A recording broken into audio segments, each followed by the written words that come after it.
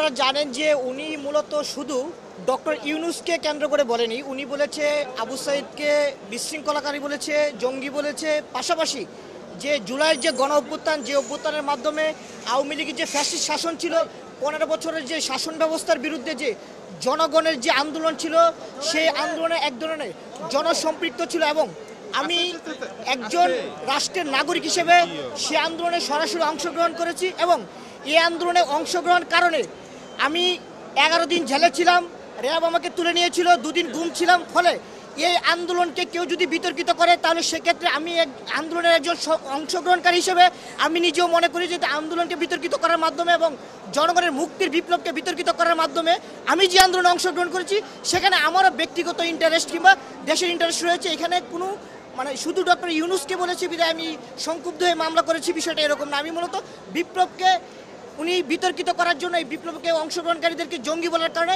আমি এই বিপ্লবের একজন সক্রিয় অংশগ্রহণকারী হিসেবে আমি সংক্ষুব্ধ হয়ে মামলাটি করেছিলাম। আসলে আপনারা জানেন যে আমরা আইনের প্রতি সবসময় শ্রদ্ধাশীল।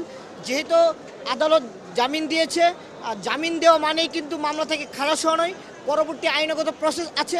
তবে আমি একটা বিষয় বলতে চাই, সেটা হচ্ছে বর্তমান সময়ে আমরা দেখেছি যে বাংলাদেশের বিভিন্ন আদালতে যেখানে ফ্যাসিস্ট খুনির দোষররা বিভিন্নভাবে জামিন পাচ্ছে, এটা আমরা বিচার ব্যবস্থার উপর মানুষের বিগত সময় যে আস্থাহীনতা ছিল, আমরা ভেবেছিলাম এই বর্তমান অন্তর্বর্তীকালীন সরকার জনগণের আস্থা ফিরিয়ে আনবে। কিন্তু আমরা দেখেছি আওয়ামী লীগের যারা দোষর ছিল, এই গণহত্যার মামলার অনেক আসামি বিগত সময় জামিন পেয়েছে।